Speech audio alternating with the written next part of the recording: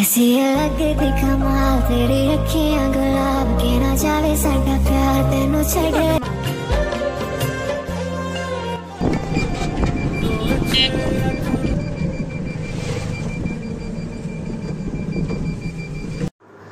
Hello everyone, আসসালামু আলাইকুম। আজকে আমরা সবাই মিলে যাচ্ছি খালাদের বাড়ি আবার নানিদের বাড়ির লিচু খাইতে। গরমের সময় লিচু খাবো না, এটা কি কখনো হয়? তার উপরে যদি নানিদের বাড়ির লিচু হয় তাহলে তো ব্যাপারটা অন্যরকমই।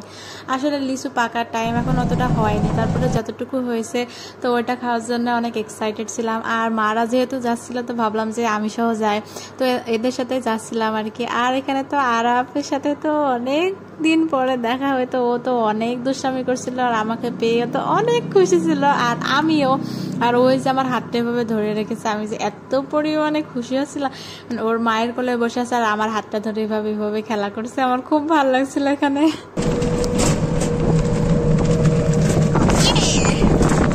তো কিছুক্ষণের মধ্যে আমরা চলে আসলাম খালাদের বাড়িতে। আর এখানে আসার পর আমরা অনেক মজা করছিলাম, অনেক গল্প করছিলাম আর বলছিলাম যে কখন নানিদের বাড়ি যাব, কখন লিচু খাবো। আমি তো অনেক এক্সাইটেড, কারণ নানিদের বাড়ি যে গাছে উঠে যে লিচু খাবো এটার মতো মজা আমার কাছে তার মনে হয় কিছু নাই।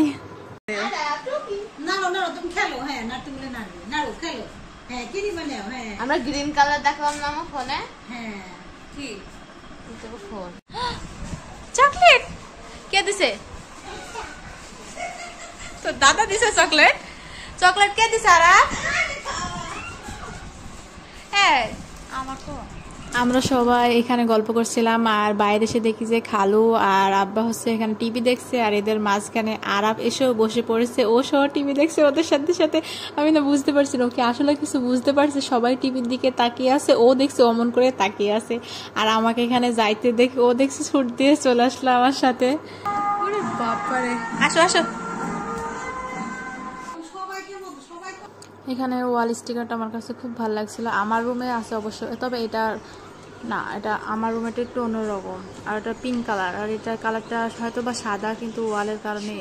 আয় হায় আব্দুল্লাহ বলো। আচ্ছা, আমি এখানে আব্দুল্লাহর ভিডিও করছি আর আব্দুল্লাহ আমাকে ভিডিও করছে আর বলছে যে আমি তোমার মতো ভিডিও করবো। আমি তো না, আমি তো জাস্ট কিছু কিছু সময় বলে যে না না না আমি তোমার মতো শিখবো। আর আমরা সবাই মিলে এখানে বের হয়ে নিছিলাম, কারণ নানির বাড়ি যাব, আর যদি এই সময় না যায় তাহলে আমাদের আবার বাড়ি ফিরতে দেরি হয়ে যাবে।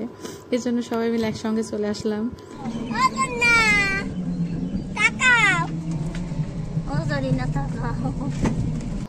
নানিদের বাড়িটা এখন কেমন জানি হয়ে গেছে। এখানে পুরোনো মাটির বাড়ি ছিল, বাড়িটা ভেঙে নতুন বাড়ি উঠেছে। বাড়িঘর সবকিছু যেন অন্যরকম।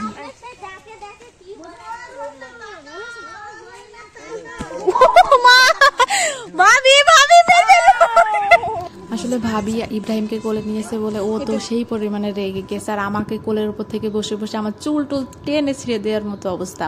তো এখানে আর কি নিচে সবার সাথে গল্প করে আমি উঠে পড়েছিলাম এখানকার টয়লেটের ছাদের উপরে উঠে লিচু খাবো বলে। তবে এখানে উঠে দেখছি যে এখানকার লিচুগুলা পিনায় সবই কাঁচা, তবে যে কয়টা পাকা মতো ছিল ওগুলা খাইছে, এগুলো তো অনেক মজা ছিল। আর নিচে থেকে লিচু খাওয়ার থেকে আমার মনে হচ্ছে না গাছে উঠে লিচু খাওয়ার মতো মজাই আলাদা। অবশ্য গাছে ওঠা লাগে না, এখানকার টয়লেটের ছাদের উপর উঠলে সব লিচু পাওয়া যায়।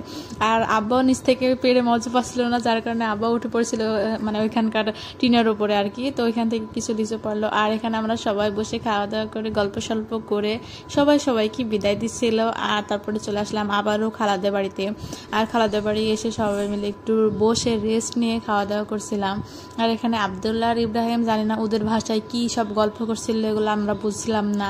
তো আমরা আর কি খাওয়া দাওয়া করে বেশিক্ষণ থাকিনি, কারণ রাত হয়ে গেলে এখনকার রাস্তার অবস্থা খুব একটা ভালো না। টাটা।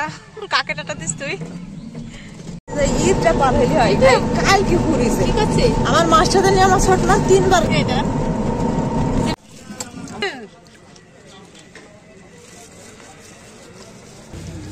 বলে ঝাল।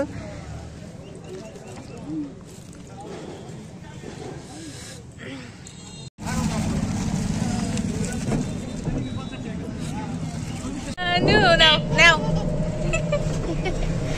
রানু মুম্বাই কি রানু, নাও নাও আরো খাও। ও আমু বললাম খাও, কলাকারি খেয়ে নিল। তো ভিডিওটি এই পর্যন্ত ছিল, সবাই ভালো থাকবেন, আর আমাদের ভিডিওটি ভালো লাগলে অবশ্যই একটি লাইক করে দিবেন। খোদা হাফেজ।